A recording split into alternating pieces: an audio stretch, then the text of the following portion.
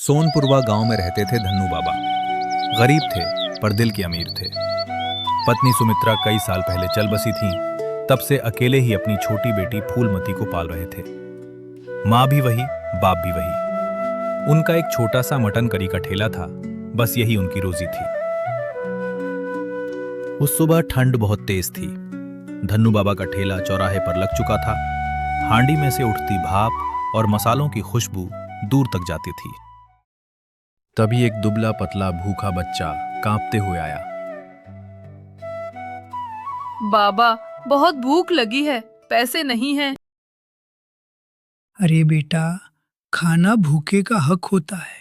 ये ले, गर्मा गर्म। धन्यवाद बाबा, भगवान आपको खुश रखे। थोड़ी देर बाद पास के गांव अमरापुर से चंदन सेठ आया। होटल मालिक था, पैसे वाला था। चंदन सेठ। बाबा, एक प्लेट देना। पहला कौर मुंह में गया और आंखें चमक उठीं। चंदन सेठ। अरे वाह बाबा, ऐसा मटन तो मैंने आज तक नहीं खाया। मेरे साथ अमरापुर चलो, मेरा होटल है हरी छतरी। आधी कमाई तुम्हारी, आधी मेरी। नहीं बेटा, मेरा मन इसी गांव में लगता। बाबा, फूलमती की पढ़ाई, उसकी शादी, क्या ये 2-3 प्लेट से होगा?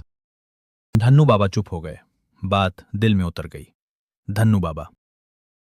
ठीक है बेटा, कल से आ जाऊंगा। अगले दिन से धन्नू बाबा हरी छतरी होटल में काम करने लगे। जैसे ही कढ़ाई में मसाले पड़े, पूरे गांव में खुशबू फैल गई। 1 घंटे में होटल के बाहर लंबी लाइन लग गई।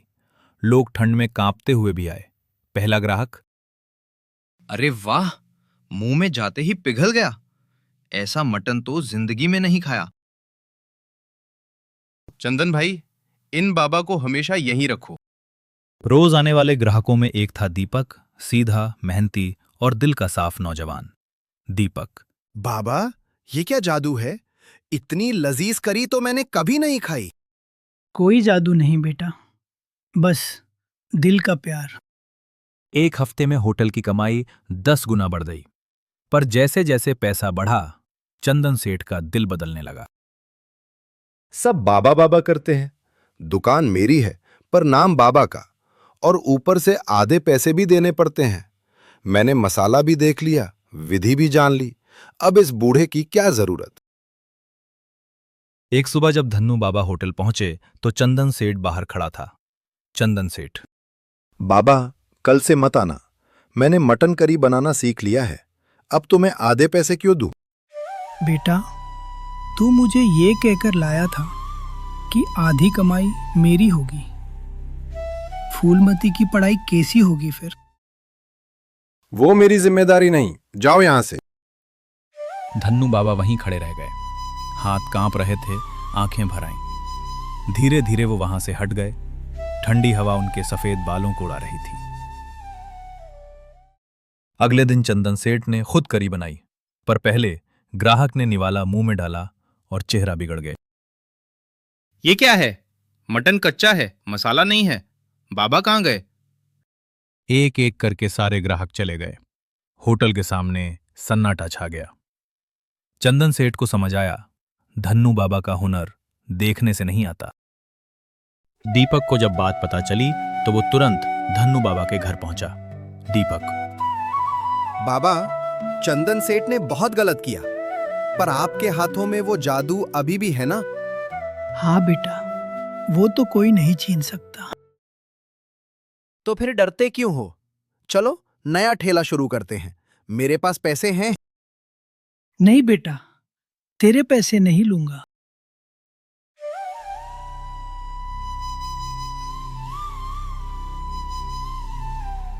बाबा, मान जाओ ना। दोनों मिलकर काम में लग गए। दीपक ने एक मजबूत नया ठेला बनवाया। उस पर लिखा, धन्नू बाबा का असली मटन। धन्नू बाबा ने ताजे मसाले लाए, देसी घी लाया और हांडी चमका दी।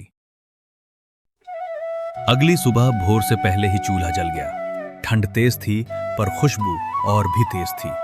1 घंटे में ठेले पर लंबी लाइन। पहला ग्राहक। बाबा वापस आ गए। यही है असली स्वाद। होटल में तो बस नाम था। बाबा देखो, लाइन लगी है। बेटा, सच्चाई हमेशा जीतती है। कुछ हफ्तों में हरी छतरी होटल बंद हो गया। एक दिन चंदन सेठ खुद सिर झुकाकर धन्नू बाबा के ठेले पर आया। चंदन सेठ, बाबा, मुझसे बहुत गलत हुआ, माफी मांगता हूं। माफी दी बेटा, पर याद रखना, लालच ने तुझे क्या दिया?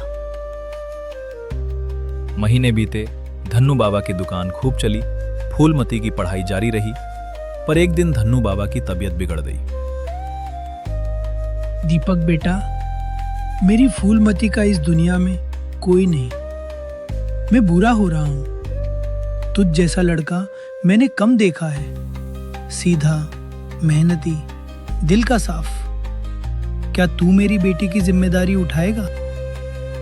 बाबा, ऐसी बात मत करो। बेटा, हर इंसान को एक दिन जाना होता है।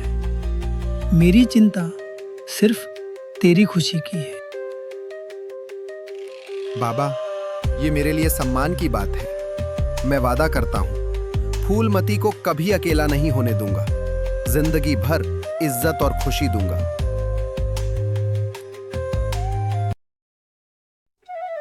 कुछ समय बाद दीपक और फूलमती की सादगी भरी शादी हुई और शादी के बाद दोनों ने मिलकर फिर से धन्नू बाबा का असली मटन ठेला चलाया। उसी प्यार से, उसी ईमानदारी से जैसे धन्नू बाबा चलाते थे। उस ठेले की खुशबू आज भी सोनपुरवा की गलियों में फैलती है और लोग कहते हैं ये सिर्फ मटन करी की खुशबू नहीं, ये धन्नू बाबा की मेहनत और ईमानदारी की खुशबू है। दोस्तों, इस कहानी से हमें ये सीख मिलती है, लालच इंसान को बर्बाद कर देता है, पर जो इंसान ईमानदारी से मेहनत करता है, दुनिया की कोई ताकत उसे रोक नहीं सकती।